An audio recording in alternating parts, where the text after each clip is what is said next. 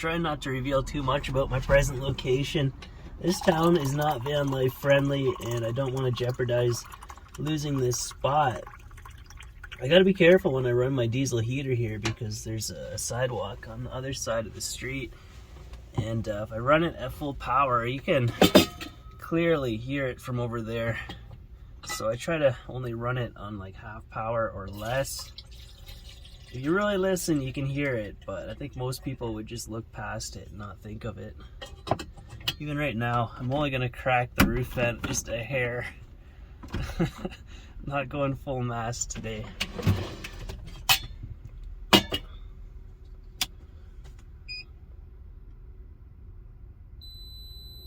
Even doing stuff like this, I think people can hear it sometimes. Like you see them walk by and turn their head and look. They know something's going on inside that van. Pre-ground is stealthier when it comes to coffee.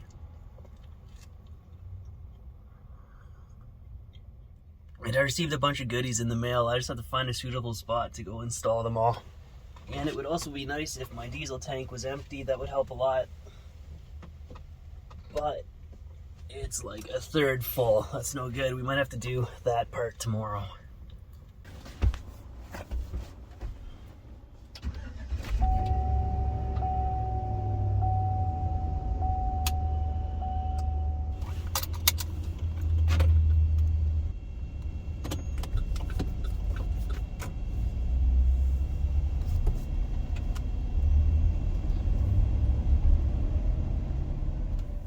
This town is like a lot of other towns that used to be more van life friendly. There were a lot of places that you were welcome to overnight.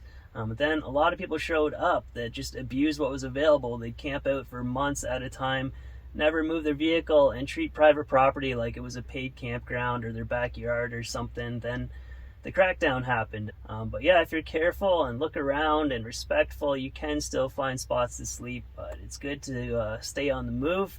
But I'd much rather be out on a Forest Service road if I can. But yeah, van life is only going to become more and more popular. So you think that eventually there'd be an initiative for the towns and communities to support it somehow.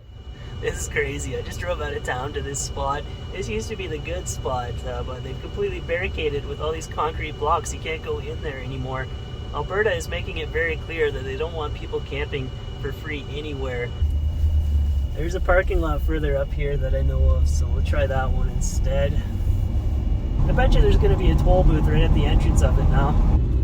You need a permit? You need a permit to park here? I hope not. Huh? They're forcing us to buy a house in the suburbs and just stay at home, you know? Don't go out and do anything, it's too expensive. Alright, so moving on to the next thing. So I did install a reverse camera in this van a while back, and it's already stopped working on me. There's so many no-name junky products available on Amazon. So this time I tried to go with the one that appears to have a brand name and a website and everything. This one's made by AutoVox. This is the V5 Pro. I see that Garmin also makes a reverse camera, but it like pairs with their navigation unit, and I've got no use for that. I just use my phone for driving around. So we'll hook this one up and see how it is. Looks nice. It's got a dash camera on there too. It's kind of complicated though. A lot of wires here. What is all this? Ground, constant power, ACC power, reverse detection there. Reverse detection. There's the camera. I'm almost tempted to mount this inside somehow, just on the rear door. Alright, is that it? Are we done? Okay, so this first section of wire needs to go down underneath the driver's seat where I can connect all these wires. I'm trying to route this up under the headliner. I put these vent grates here because I get moisture and frost above the headliner, and this helps with airflow. And now it's going to help me install this reverse camera.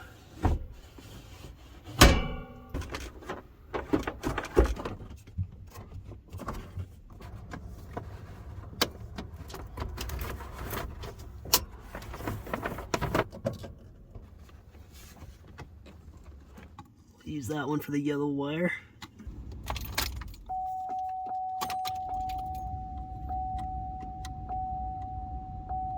That that part wasn't so bad. The wiring harness was the perfect length to reach the fuse panel under my seat. Still haven't learned my lesson with those piggyback fuses though. Those things are bad news. So now I just got to run this cable to the back for the camera.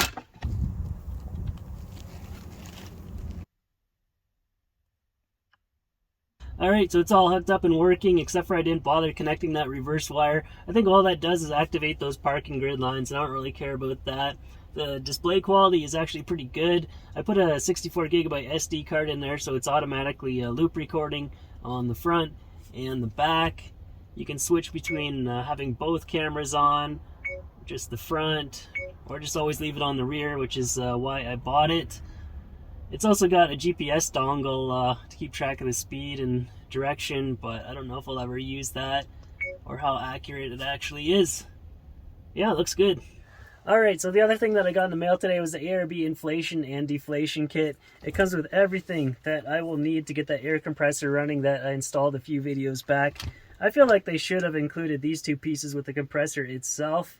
I think what they were doing was trying to force you to buy more of their gear, but I probably would have bought it anyways because it is good quality stuff.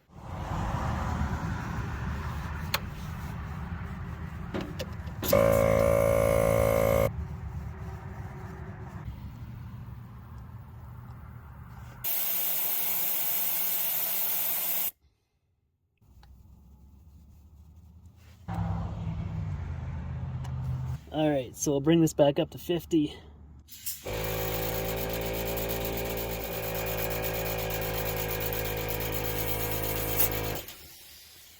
I gotta do something.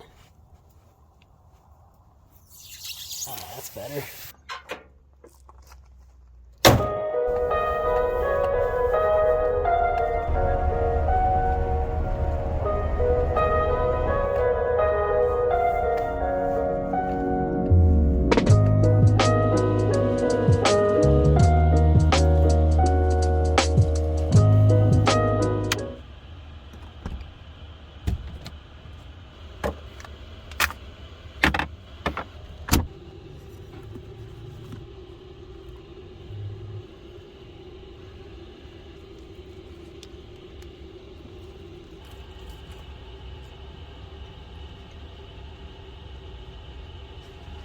Oh, this is Walmart camping in a nutshell. Just a wild and crazy party here tonight. Not too busy, only a couple other campers. But hopefully you don't lose this spot as well. That seems to be the ongoing theme lately. I'm not too concerned about being stealthy here tonight. I just put my curtains down for the sake of privacy. Otherwise, you can see right in at night. It's like a fishbowl. I just received notification that my 15-liter diesel tank arrived, so I'll go pick that up tomorrow. Get to work installing that. And I also pulled the trigger on something really exciting that I'm going to receive next week. I can't wait to put that in. It's going to be awesome. But yeah, I just like doing these upgrades and tinkering around with my little home on wheels. I'm pretty happy with this lifestyle. I don't see any reason to change things to move into a house or anything like that. I've got everything that I could want right here. I don't need anything else.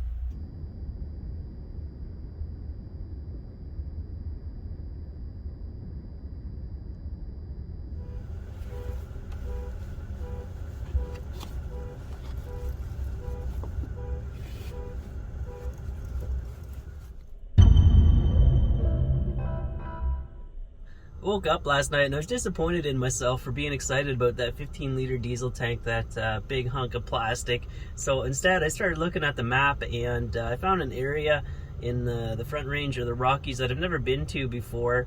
And there's a four-wheel drive track there and a hike that'll take me to the top of Mount Davidson. So let's do that instead. That feels more like something I should be excited about. But yeah, the early bird gets the clean bathroom, so I gotta get going.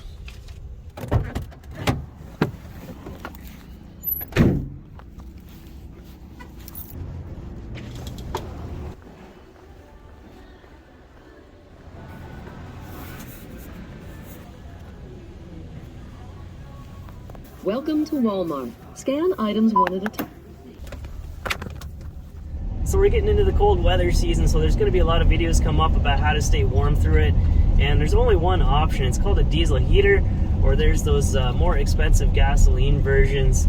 The whole catalytic propane scene, the Mr. Buddies and the Olympian Waves are a complete and utter waste of money. Do not go in that direction. They put off a lot of moisture and fumes as well. They require ventilation, which defeats the point of having a heater in the first place. And they only radiate heat off the front of them. It's hard to warm your entire van when it's cold. Then some people suggest electric blankets. They just use way too much electricity, and they only heat your body while the rest of your van becomes an ice cube.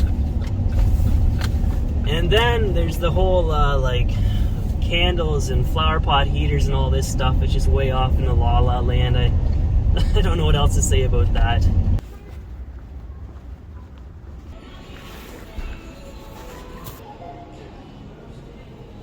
It's finally time for breakfast. I'm gonna have a huckleberry cobbler this morning. I picked these back in the summer. They've been in my freezer ever since. I can't wait to try them. It's been a while since I've had one. So, I'm doing my best to size it for one person. I gotta do equal parts oats, flour, however much brown sugar you're comfortable eating in one sitting, cinnamon, salt, put some almonds in there too. It says 1/3 cup butter, but I'm not comfortable eating that much in one sitting. We'll go with this much. Okay, so there's that part.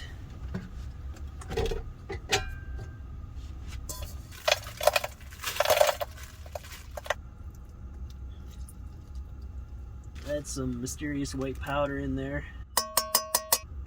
Some of that. So we got that. Now we got to add this into it. It's just soaking up all the huckleberry juice. I think this is going to be amazingly good.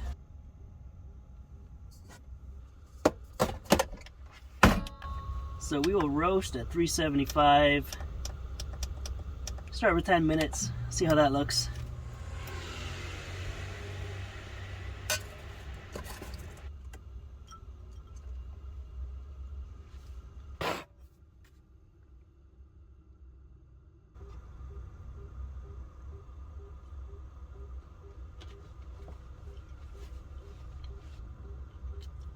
Well, it's totally a good idea to use these huckleberries in this cobbler. I paid them the respect that they overwhelmingly deserved.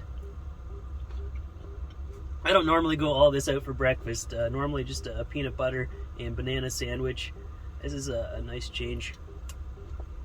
One more thing before I leave town. I want to have some carne asada tonight over the fire. So I got everything I need for that. The beef, salt, pepper, cilantro, garlic, jalapeno, lime, orange juice, white vinegar, and olive oil. I'm going to dump all this in a bag and let it marinate for the rest of the day.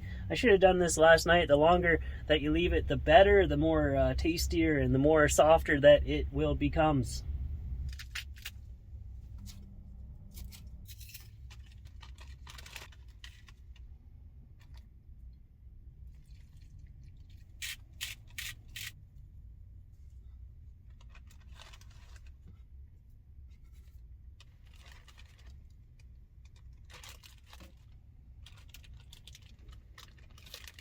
Absolutely beautiful. We will let this do its thing, and I will see you later, little buddy.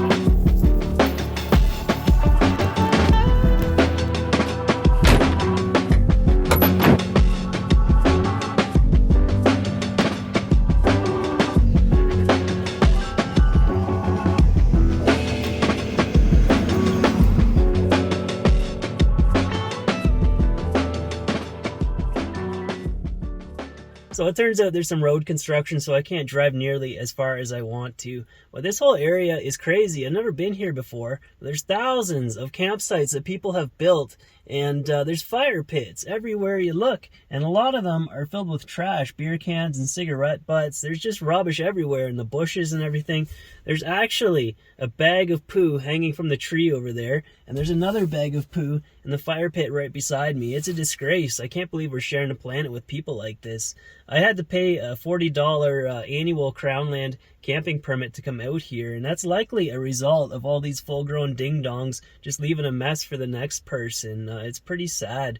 I'm still going to try to do this hike tomorrow. It's a big distance, like 40 kilometers total, so I'll see if I can use my fat bike on the approach. But yeah, I'm just going to try to find a semi-clean campsite, then we'll go from there.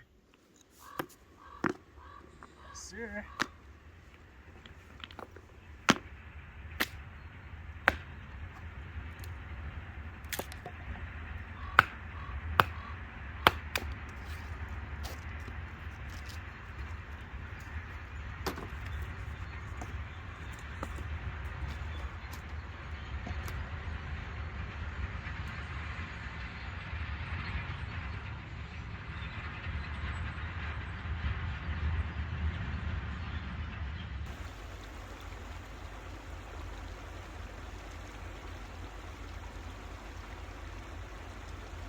I feel like I've been complaining too much in this video. Maybe I should lay off it. This is a decent place to camp, and gonna have a good meal tonight and a good hike tomorrow. And I have a chainsaw now, apparently. I bought it to go along with that thing that I'm gonna receive next week. I gave it a good testing, and if you're going non-stop on that 4 amp hour battery, you might only get 25 minutes out of it. And it takes 2 hours and 20 minutes to recharge on that charger that they include. They also have a fast charger, but of course they're going to sell that separately for like $200. I think with a fast charger and 2 batteries, you could possibly do bigger jobs like firewood all day long, but it'd be really expensive to get into. With the included charger, you're going to have a lot of downtime to drink beers, so you got that going for you. Those clouds are really moving. Typical front range of the Rockies. As soon as you get up to the Alpine, you just get blown away. Sometimes I feel like I'm not allowed to complain too much. Things have been good over the past couple years. Looking back on those original van life videos that I made, those were a different time. I actually had a full episode recorded of a day in the life of a factory worker living in a minivan in the city. I was just afraid to release it because it revealed everywhere that I was sleeping at, like grocery stores and the shopping malls and all that, and where I worked as well. So I ended up deleting it, which is a shame. It would have been great to release that now and just look back on it.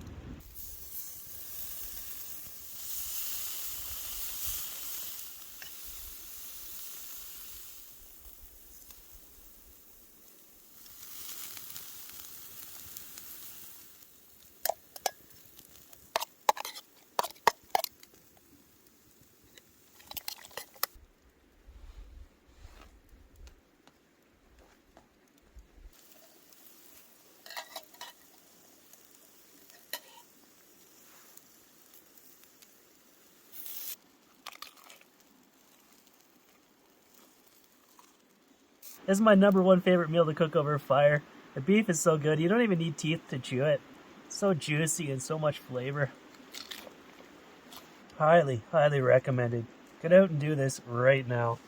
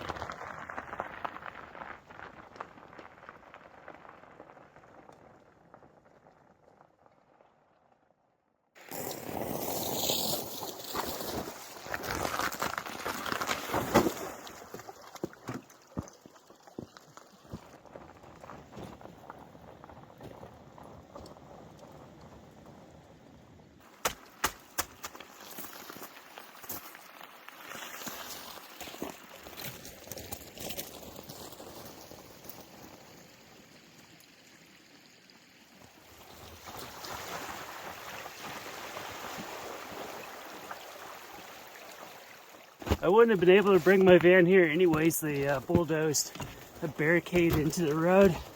This is ATV and bicycle only.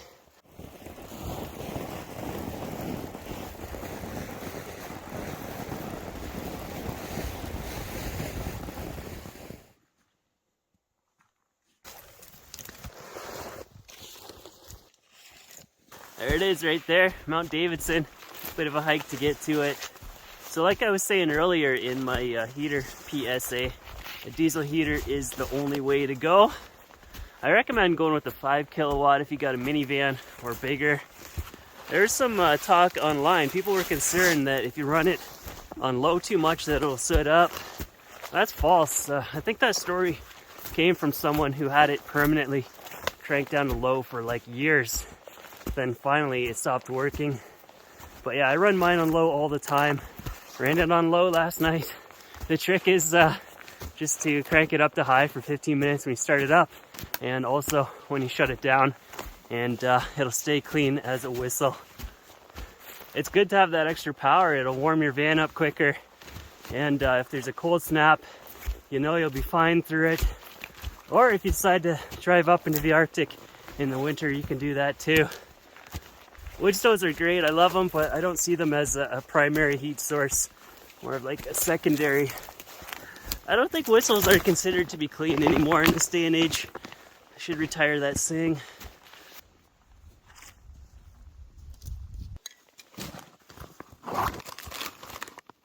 Big thanks to Larry's Underground Barbecue in Toronto. He sent me this handmade jerky and these pepperettes that he made in his backyard smoker. You can reach out to him on Instagram if you want to try it for yourself. But yeah, I've just been mowing right through this stuff. These pepperettes are especially delicious.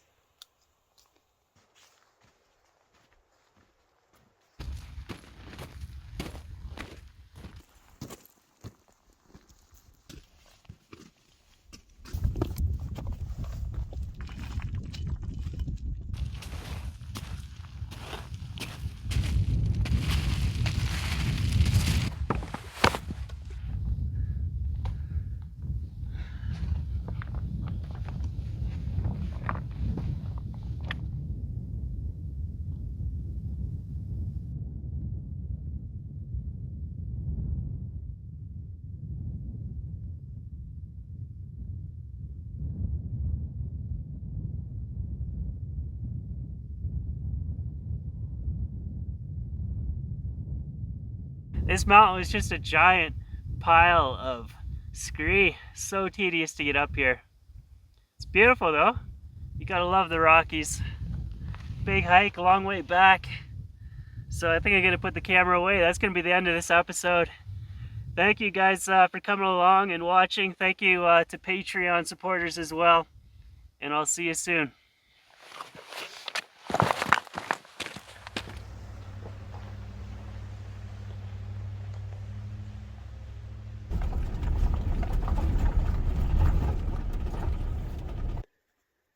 Well, nobody's here. Not even Mike. He must be gone for the winter. Maybe we'll see him again next summer.